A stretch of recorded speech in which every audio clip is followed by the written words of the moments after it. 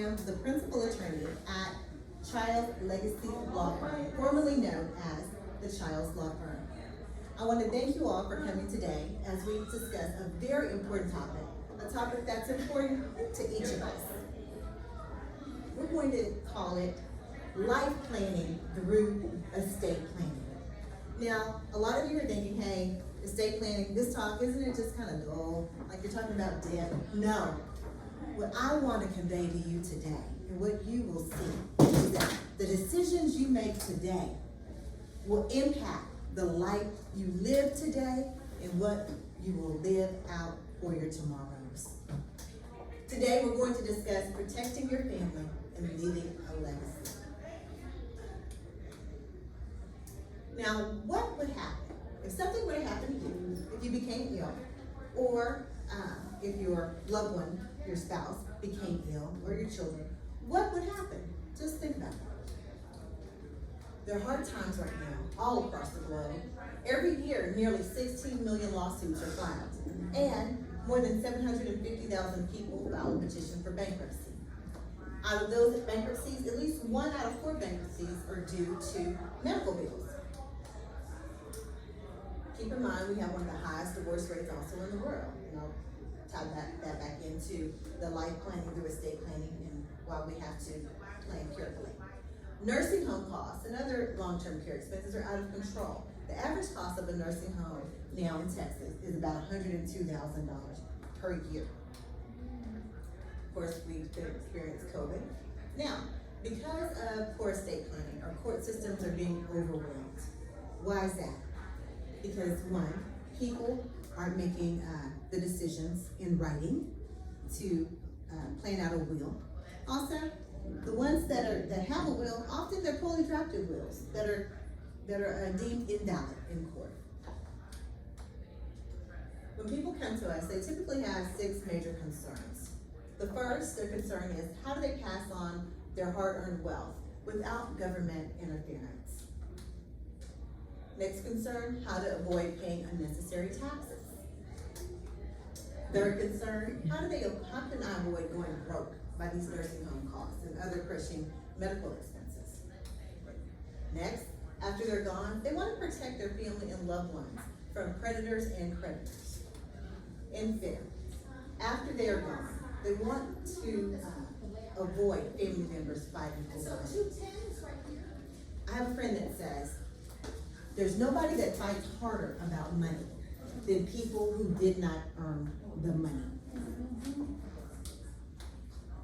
Their next concern is to pass on not only money and property, but also wisdom, values, and the life lessons for the next generations to follow. Again, the major concerns that we hear from clients: they don't want the government to intervene. They want to avoid paying unnecessary taxes. They want to avoid nursing home costs. They want to protect their families from creditors and predators. They want to avoid family fights over money. Remember, nobody fights harder over money than the people who didn't earn the money. And believe it or not, people will fall out over $10 just as fast and just as hard as they fall out over $10 billion. And they're also concerned about passing on the wisdom, values, and life lessons. But is knowing enough, right? We all know, have knowledge, but it's not about just having the knowledge, but our real focus is helping people take action. Now, what is the reason why people don't plan procrastination? They always say, well, I'll get to it, I'll get around to it, I'll do the will, I'll do my director to position, I'll do my medical power of attorney. It's the procrastination. Second reason, continuous changes of the law. The law is one way, 1 year, and then 2 years later, they can change the law. The traditional planning covers income, maximizing income, avoiding court costs, reducing taxes, eliminating fees, and controlling distributions. But when we talk to people, they explain to us what's really important. When they come in, they don't first start talking about the money. They tell us about their kids. They tell us about their spouses. Oftentimes, the first things that come out their mouth are stories about their grandkids. It's not the money as the primary reason they come in. They come in because they're concerned about their loved ones. They're concerned about their health, their friends, their values, skills, relationships, and they want to make sure that the accrued experiences are documented. Why do most estate plans fail? Poorly drafted documents. Yeah, you can go online, you can print some documents, but here's the thing. You go online and you print a will. If it's not executed properly or not written properly, the judge does not have to honor your will. You nominate an executor, but if that nomination, if the person's not qualified, the court doesn't have to honor that. Your nomination of executor is a suggestion, but poorly written documents. Wills don't have nursing home protection involved. There's a thing, an act called Texas Medicaid Recovery Program. If you ever need the long-term care, and again, the last 6 months of your life, last 12 months of your life, you typically are the hardest, financially and hardest health-wise. If you need long-term care, if you don't plan this out properly, the government will come back and try to recoup the expenses for your care. Most estates plan fail. Another reason, funding. Some of the people will create a trust, but they forget to transfer the title of assets to the trust. You also find that happening a lot with married couples. They create a joint trust and they just never transfer the title of the house to the trust. And we'll talk about trust in a little bit. Timely updates. As the law changes every 2 years, you do need to review your estate plan and to make sure that it's still current. No remarriage protections. One of the things that I'm trying to encourage everyone to do, since we have so many blended families now, is before you even have a talk about engagement, talk to the other person about money. Discuss credit reports, discuss bank accounts, discuss if you have blended, if you're going to be a blended family, discuss what your plans are with the estates of you and of him or her. For example, you may have a business, and that business would be your sole property if you decide to marry. Well, if it's your sole property, the income from your separate property is community property after you get married. Lots of people don't understand that. So if you have a separate property business, depending on the way that company is structured, once you become married, every dime that that business makes is community property. So let's say you get a contract after you get married, and that's a $5 million contract, and you have that income. 2 years later, you decide, well, this really isn't working out for me, let's part ways. And at first you believe that it's amicable, right? But when you start exchanging the discovery, because you didn't have a premarital agreement submitting things also, right? Well, guess what? That $5 million is community property. Yes, you still own your company. It's your separate property company. However, you have income that was derived because one, you didn't structure your company properly, and two, you didn't insist that there be a premarital agreement. Family legacy not captured. We now have in Texas a law that allows you to plan out your family. Plan out your family more than 299 years. You can plan your family out to 300 years now. They've changed the law. And so we have been encouraging people to consider what we call dynasty trust. Think beyond your children. Think beyond your grandchildren. Go forth and think about what would you like for your great-great-grandchildren to have? What do you want your legacy to be? We have what we call the Black Women's Estate Planning Initiative now. And what we're trying to encourage Black women to do is to have conversations with your children and get them to think beyond their children. Remember, what was it, about 150 years ago, we all were here, and people that looked like us were in a different state of citizenship. What do we call it? No citizenship. We call it slavery. Right. And what we're doing now is all of us are going to work, we're making money, we pay our bills, we get a mortgage, and when we pass on, usually within that next generation, everything that we built up is gone. Now, people from other ethnicities, they plan things out different. When they plan things concerning us, they plan it in a way to make money off of us. When they plan things for their children, they don't think about just their children. They think about generations. They're creating trust. They're creating life insurance trust and dynasty trust, real estate investment trust. They're thinking way beyond the people that they're raising. And they're making sure that the people that they raise are empowered and educated to be able to think 4 or 5 generations. So with the Black Women's Estate Planning Initiative, what we're trying to do is have these conversations with our children, if we live in community property states like Texas, to tell them what that means. Tell them what it means to have a marital agreement regarding property. Now, when I say that, sometimes people are like, oh, Erica, isn't that just insensitive? No, because what you can do, you can make whatever agreement you want in writing. It could be that you want your separate property and the income from your separate property to remain separate property. And then maybe whatever you all earn together or businesses that you have jointly, that would be, you can devise it however you want, but you want to have it created with under the advice of an attorney on both sides. Everybody has their own attorney, and you want it to be created fairly. And you have to, because remember, about 50% of marriages dissolve. 100% of marriage dissolve through divorce. 100% of marriages dissolve. I hate to be very blunt. They dissolve through divorce or they dissolve through death. Somebody's gonna die. And to be fair to your children and to your grandchildren, I think you have to take that into consideration. Give you an example. Sue and John, been married 20 years. Sue develops leukemia and dies. Sue and John have 3 children. Sue dies, and then her soror, Deborah, consoles him. And they decide to marry. Well, Deborah has 2 children from a previous relationship. Now, mind you, Sue had her 3 children.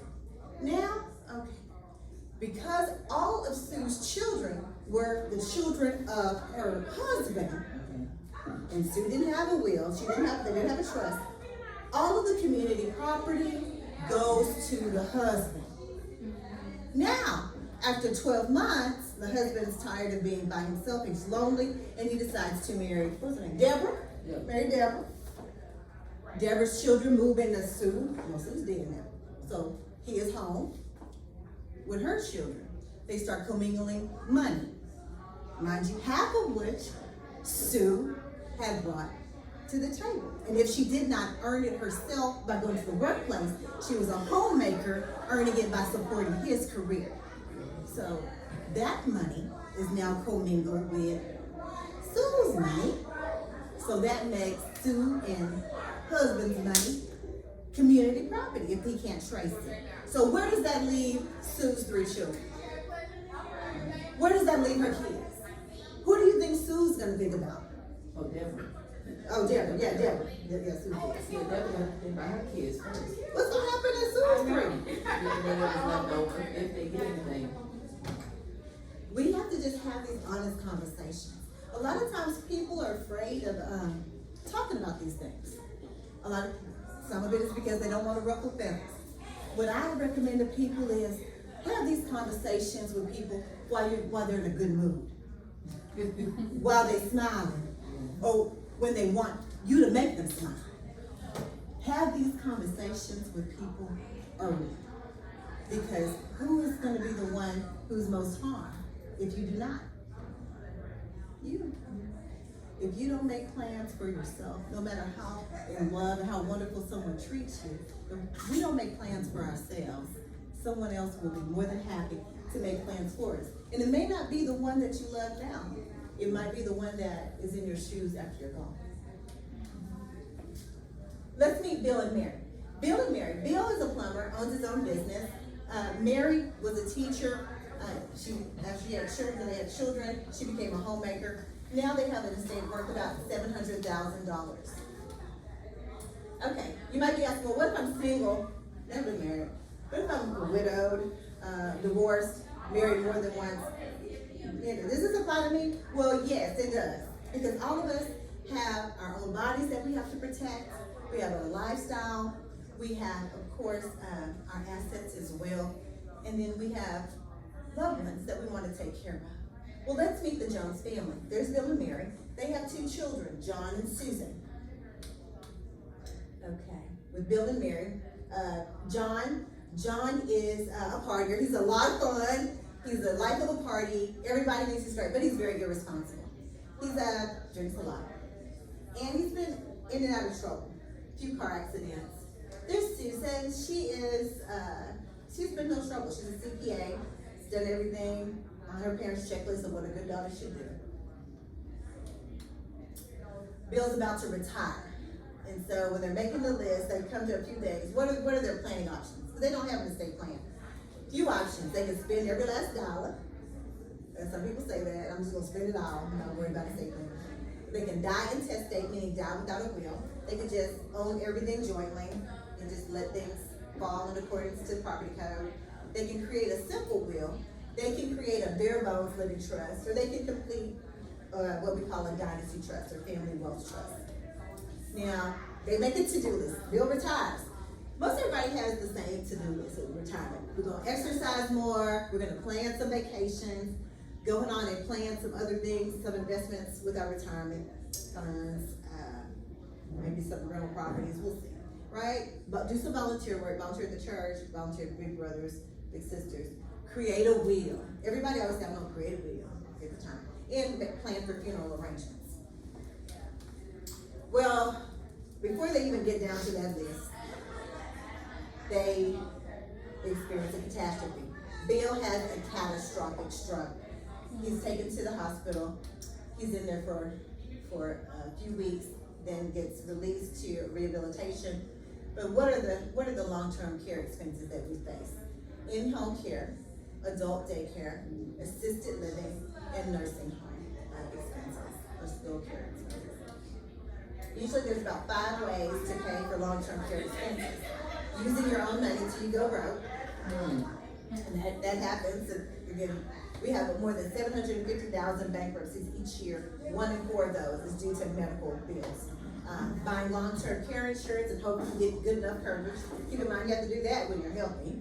Lots of times when people are healthy, they're not thinking about that.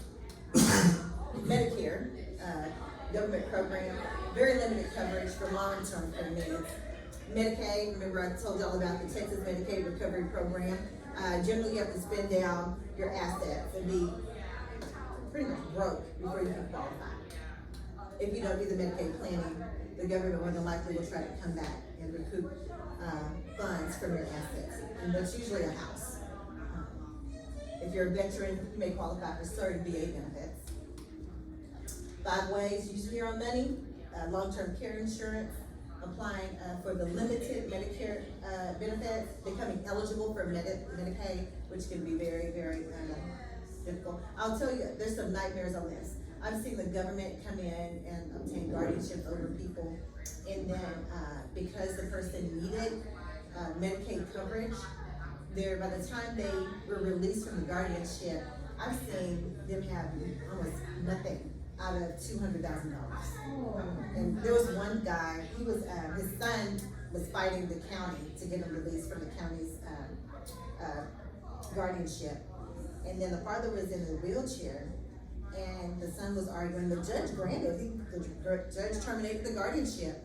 And then they did the calculation of what was left. The guy had like over $150,000 when the government came in, and it was dwindled down to about, I don't think he had anything, actually, by the time they finished, because you have to spend it all down. And so that's what they did. The government came in, took guardianship over him, spent it down, and then conveniently his guardianship was terminated, so his son has him. And he seemed of sound mind when he was in court, but he didn't have any more cash. Who will handle Bill's affairs now that he's disabled? Now, remember, Bill had the catastrophic stroke. So, Bill now needs his wife to apply for guardianship for him. In Texas, we call it guardianship. Some states, they call it conservatorship. But it's a process in which the court designates someone to take care of someone else who is mentally disabled. It's a very public proceeding, your medical records get submitted, an investigator comes out, investigates to make sure that nobody's taking advantage of you. You get appointed an attorney ad litem or guardian ad litem to also come out and visit you. Oftentimes it occurs with people who have autism, people who have schizophrenia, people who also have dementia. And all of the things that we're talking about when we talk about estate planning, you really want to do at a younger age. You want to do when you're healthy. And because of Medicaid protections, you want to design your estate plan at least 5 years before you get sick, because there is a 5-year look-back period in which the government will come back and attack your assets. But here's probate court. So this is the first time they go to court. Nightmare, it's humiliating. The court controls it. It's very time consuming. Your personal information is disclosed. It's expensive because you have court fees, you have your attorney fees, you have accounting fees, and then you can also have guardian fees. So eventually Bill does come home, but then Bill passes away. Now keep in mind, they never did do a will. So guess what happens? Bill dies. Where does she have to go? Where does wife have to go? Where does she have to go? Back to court. Oh, yeah, okay. Even if they would have had a will, they still would have to go and probate the will. So, what happens in a death probate? Resolving disputes. The court appoints someone to pay off the creditors.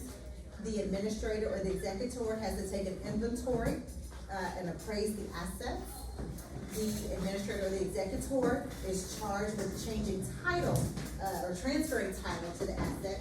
And then also, after doing all of that, then the heirs or the beneficiaries of the will can then receive the distribution.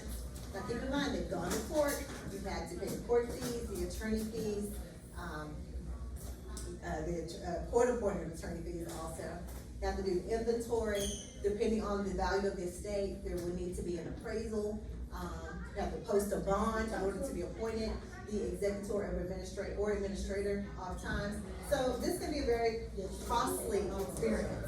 Attorney fees generally can be 1 to 8% of the estate. And if there's a will contest, guess how the attorneys get paid?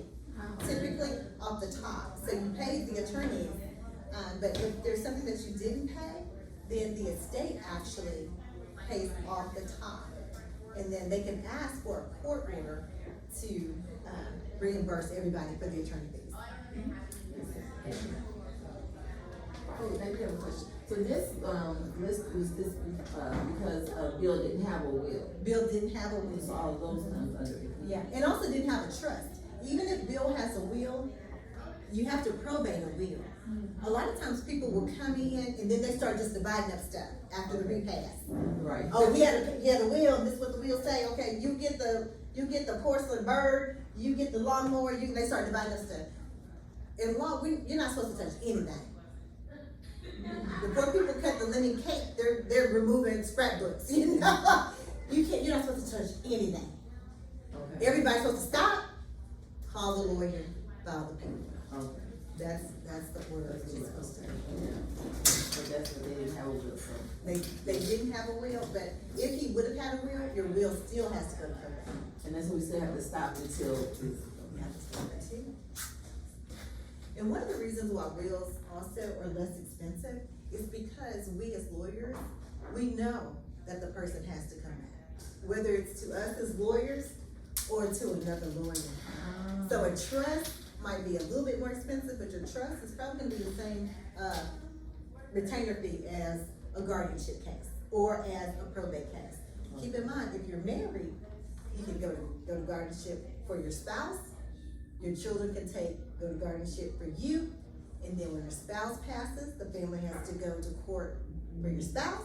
When you pass, the court has to go, your children have to go to court for you. One of the ways that can be avoided is actually through a trust, a revocable living trust or an irrevocable living trust. But what I'm trying to share with people of color is that we actually can create dynasty trust now, which means you can have a trust that you fund, and then you have a successor, whether it's your children or whether it's a bank or a trust board individuals, and then they can plan it out for the next generation. There's some families here who, every time a child is born, one of the requirements to get distributions from that trust is that that child has to have a life insurance policy that's made and makes the trust payable. And if you get it done, you know, between 0 and 3, it's relatively inexpensive. And so that child and the other children, they always can come to the trust if they want to take a trip, or if they need investment for their business, or they want to purchase a house. The trust actually can fund all of them. Whatever your values are, if you want to put it in the trust, and if they pursue that, it's an incentive, or it's a requirement. It's a requirement that they either go to college, get a vocational license, or go to the military. It's a requirement that they learn a second language or a third language. You can put in the requirements in accordance to your values. But when you're thinking about a trust, think about what are ways in which the trust can actually grow income, not just for your children, but for your great-great-great-grandchildren. Because again, it's possible for us to build this type of wealth, but we have to start planning it out. I think 100 years, our families were thinking about survival and thinking about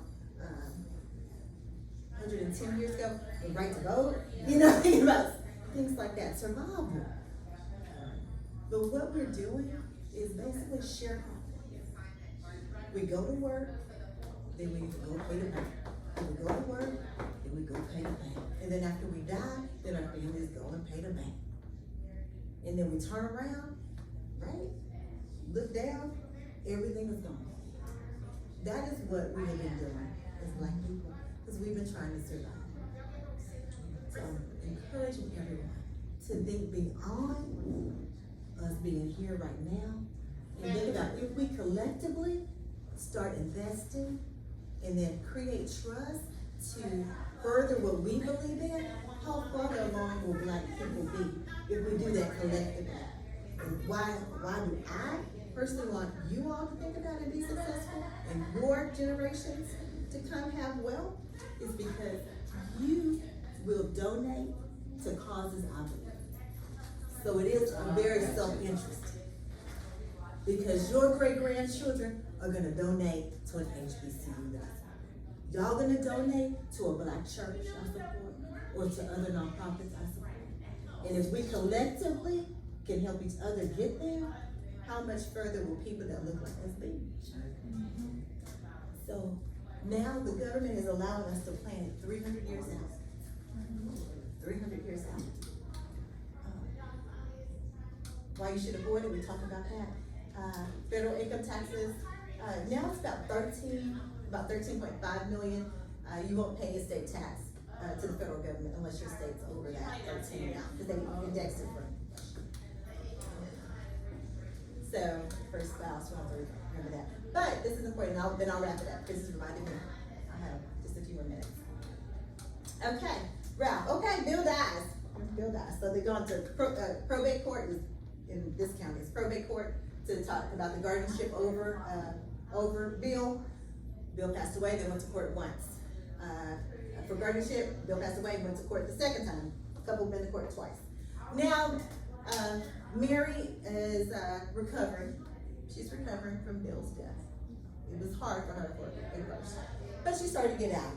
And then Ralph, the neighbor, would come by sometimes and visit. He'd take her out for tea, you know, kind of take her to the movies just to get out of the house, because remember, she was in a long-term marriage.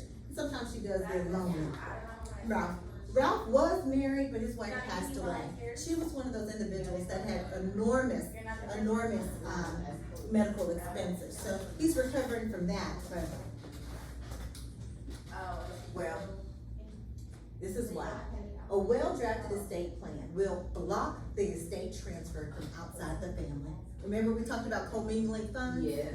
If you are married or you intend to be married and you have a trust with your spouse, make sure you put, my recommendation is to make sure you put in there that when one of you passes away, that in order for the other to manage the trust, that there must be a marital agreement.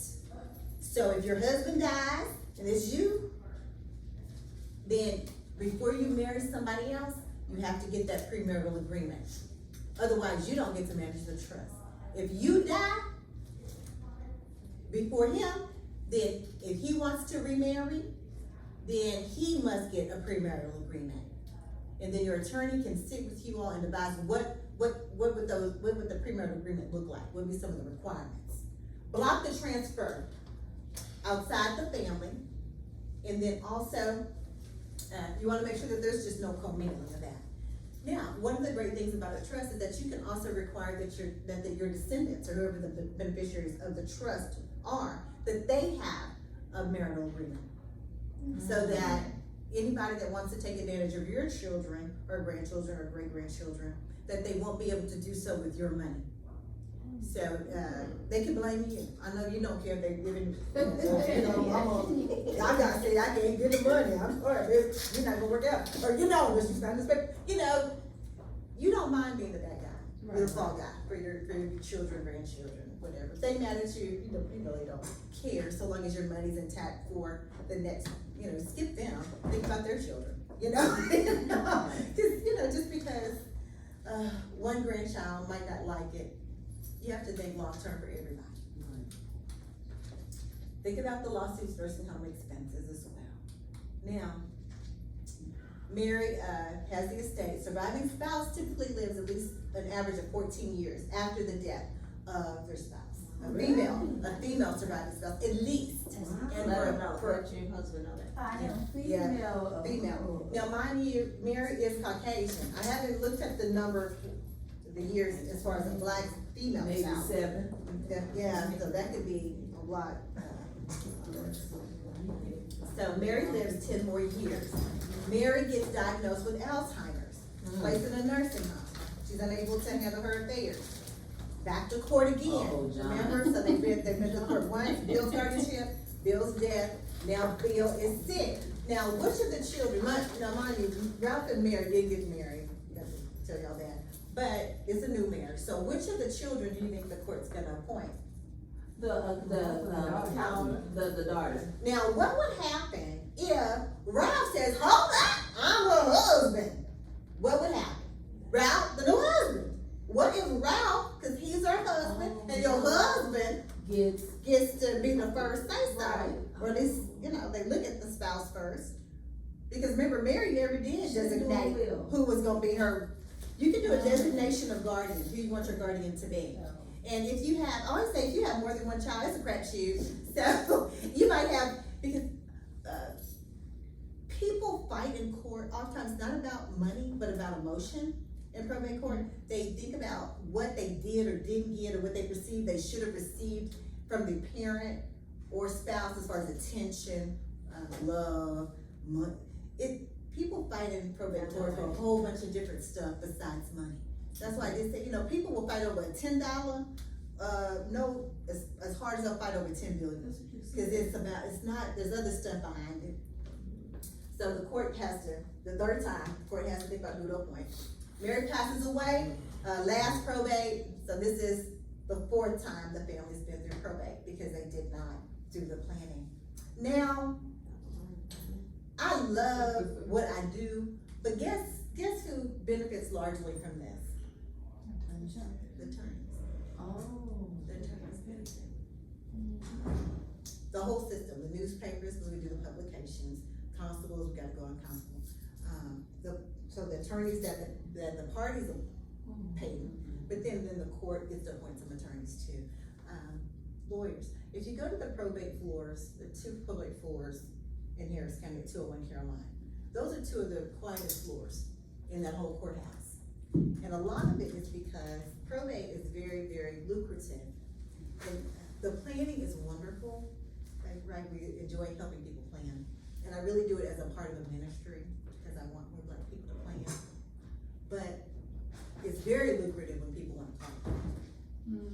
And when people don't have open communications with their children. And when people put on blindfolds, they don't see. And also when parents, I try to share with people that if your parent has lived a messy life before he or she was saved, your dad or your mom is going to have a very messy death. And just like they live messy lives at times, maybe they say it now, they're sanctified and everything, washed in the blood. But if there was some time when they didn't, guess who's gonna pick up their mess? Those children. Well, not all of them.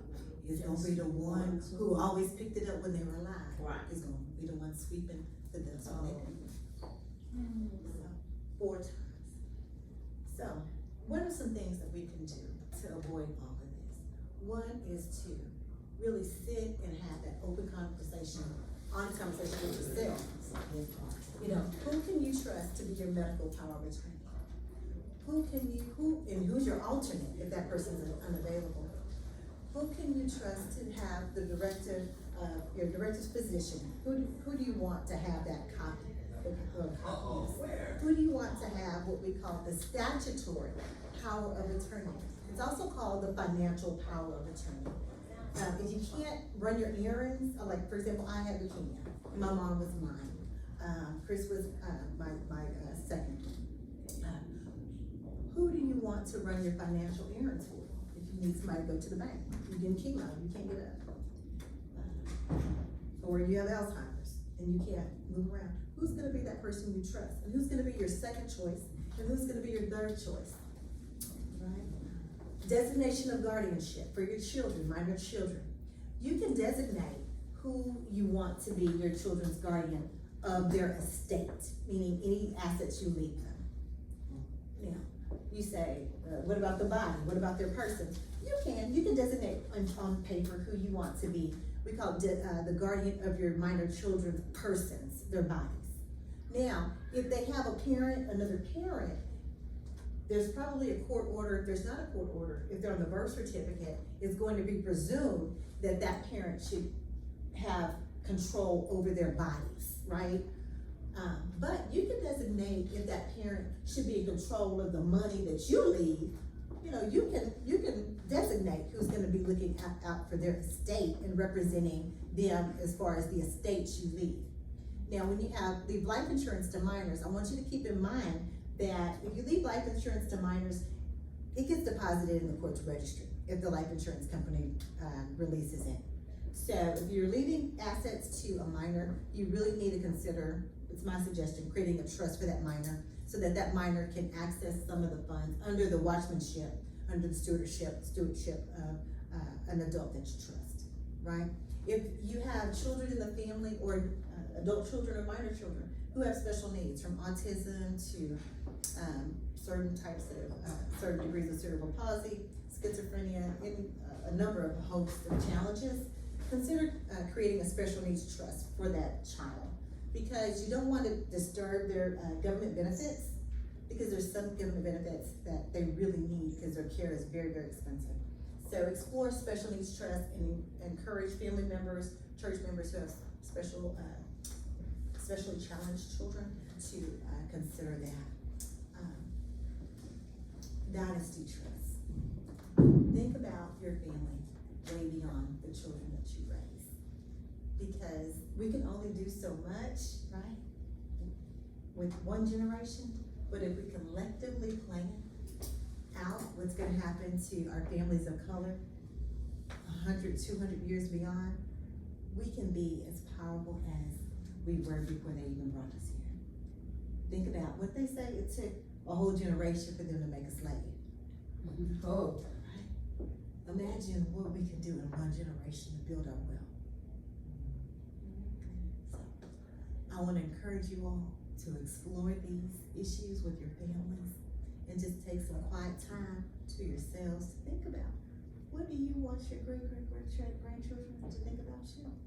And why should your name be on a hospital building? Why should your name be on the library? Why shouldn't your name be on endowments, right? Think about it. Your college, your church, it could be 10 of us that get together and say, okay, for the next 5 years, we're each gonna donate $500 into an endowment fund. You know, here at Wheeler, we're gonna call it the, I don't know, the Scott Street, family legacy, whatever we want. And then everybody do that, and then you have an endowment. And then think about, if everybody left 1% of life insurance policy or retirement policy, 1% to your, your alumni association, or to, let's say, I teach children's church, the children's church ministry, or the scholarship fund. If it 1%, I'm not, if you're feeling generous, say 3%.